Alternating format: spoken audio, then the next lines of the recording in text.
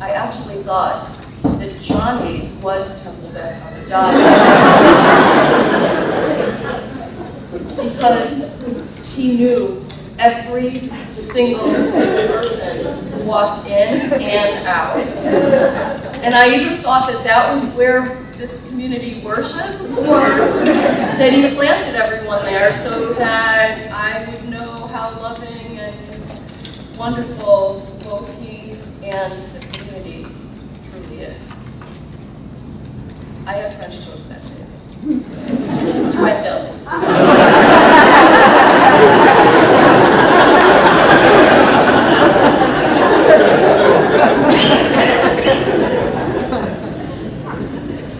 Where does the name Yehudi come from? Yehudi, a Jew. After all, in the Hebrew scriptures, we know ourselves as Hebrews or Israelites, but not as Jews. The root of the Hebrew word Yehudah derives from meaning the concept of thanks, the expression of gratitude. In the book of Genesis, we first encounter the name Yehudah when Jacob's wife Leah gives birth to the fourth of what will eventually be 12 sons. Overwhelmed with appreciation for the gift of the fourth child, she exclaims, "Hapa'am odeh Adonai." This time let me gratefully praise God. To imprint on her memory that moment of thanks for all time. And for that she called the boy Yehudah, Judah. But it's Rashi's commentary on this verse that truly soars in meaning and speaks to me on this beautiful night. Rashi interprets Leah's exclamation to mean, "I have taken more than my share. Now I need to give thanks." My life is filled with reasons to be grateful.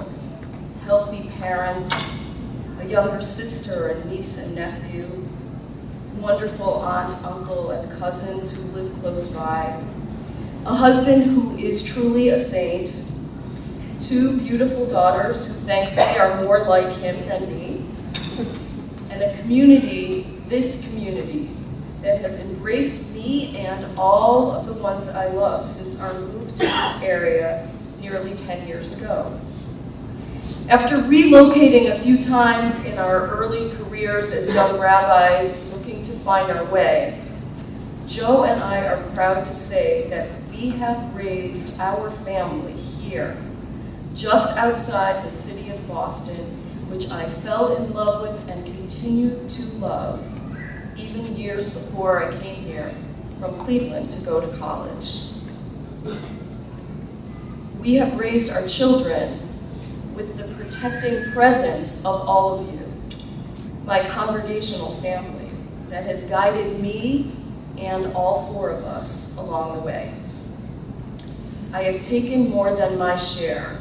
I need to give thanks. Thanks for reaching this wonderful milestone with my family and with each one of you, in health and in strength.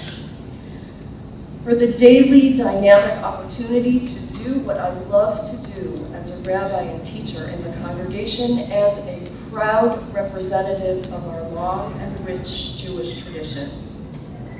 And I give thanks for the quiet moments that help anchor me, re-energize my spirit, and inspire me to aim higher, dig deeper, and do better.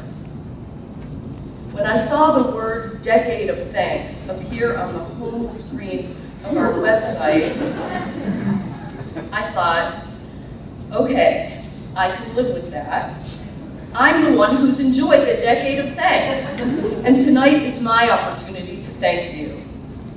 In a world in which so many people find their everyday work or career to be thankless, how lucky am I to find meaning every day and to know that each and every moment I have the opportunity open to make even a small difference in one person's life, to repair just a little piece of the world, to help heal one person's soul, and at the same time, to be better myself.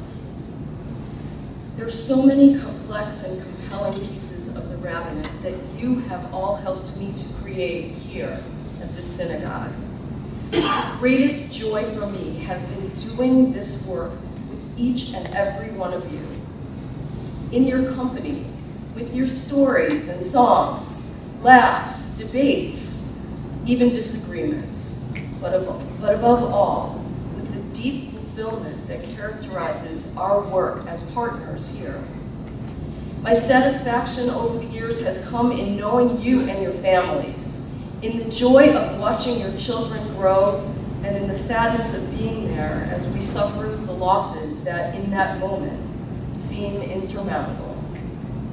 I have been supremely blessed by the opportunity to work most closely with the young people of this temple, who have impressed me on the high ropes in Outward Bound, touched me over the many years we have explored the Holocaust Museum together in Washington, D.C., transformed me on the first trip to Israel that we took together just a couple of months ago. But I've not needed to journey at all through space to see and experience so many impressive and extraordinary moments in the life of this synagogue family. In fact, more than not, the greatest moments have taken place in the quietest and most modest places for me. They have spontaneously bloomed where we least likely expect to find flowers growing. Yes, I must say that after 20 years of being a rabbi, I have discovered the greatest miracles in the still small voice of the Spirit, about which the prophets speak. Right here in this building, on a quiet Wednesday beside a child chanting Torah for the first time, on a rainy Friday, as the preschooler is finally able to smile and say goodbye to her parent at drop-off, on a crazy Tuesday, as a third grader begins to overcome a fear or anxiety that actually has nothing to do with Hebrew, but seems impossible. On a random summer day, when I learned from you that people find one another and even create a new family for themselves out of the depths of what had been brokenness. A nervous phone call from a man whom I've never met, who has finally dared to ask how to become a Jew. I have taken more than my share. Now I need to give thanks. And so the only way I know of to accept this beautiful evening on which you express your gratitude is to express mine in return. And to tell you that while we all know that marking points like this in our lives is a great and unusual gift, over the past 10 years, let's be fair, you have given me exponentially more than I could ever return. And so, in the tradition of gratitude, I offer up to you and to God my deepest thanks. To my many teachers through the years, music teachers, school instructors, rabbis, cantors, professors, mentors, who, living or deceased, continue to shape me and inform me with wisdom and counsel. To you, my congregational family, for the privilege of entering your lives, I thank you for your generosity and your trust in caring for your children. to the leadership of Temple Beth Avodah, from the presidents with whom I have worked to all of the officers, executive committees, board of directors, committee chairs over the past years. I thank you for the opportunity to lead together with you, both effectively and joyously.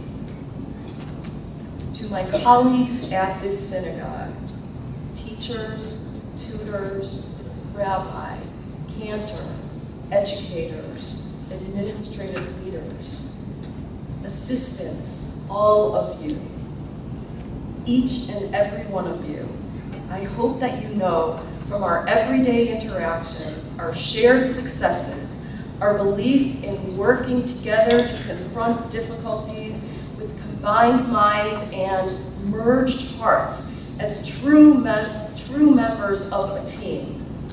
I hope you know how much I respect and admire you, but also how much I love each one of you from the bottom of my heart. To what sometimes feels like my second family, but what I hope you know is always first.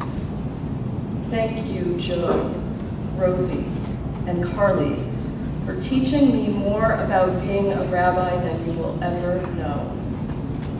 To my parents who are here tonight and have been with me for almost a half century now.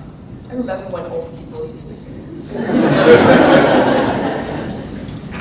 You taught me and my sister to know right from wrong, and you exposed me to the very best things that life has to offer.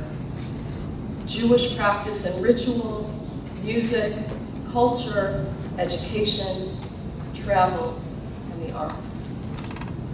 And finally, to the memory of my 4 grandparents, who each in their own way, through the examples of their own lives and work and contributions to the world, showed me that in order to move forward, we need to know where we are from and where we have been. I am deeply grateful. Back to our little Hebrew lesson. We know that the root word, Yehudah, meaning to thank, represents the 4 letters of the names of God, Yud, He, Vav, He. All of those letters are in the word Yehudah, plus the Hebrew letter Daled. The root of the Daled stands for the Hebrew word Dal, says the Midrash, meaning the very poorest person, right in the middle of those 4 letters that stand for God. Yehudah, Judah, was the forebearer of the tribe from which come the future kings and greatest leaders of our people.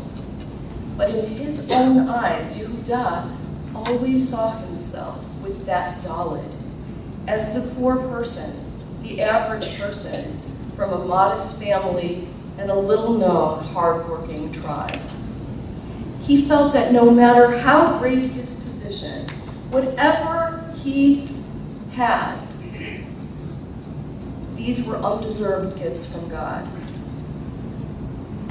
As one of your rabbis and teachers, I am humbled by what I receive from you and hope to be able to give back even a fraction of your collective and individual generosity, not just tonight, but each and every day.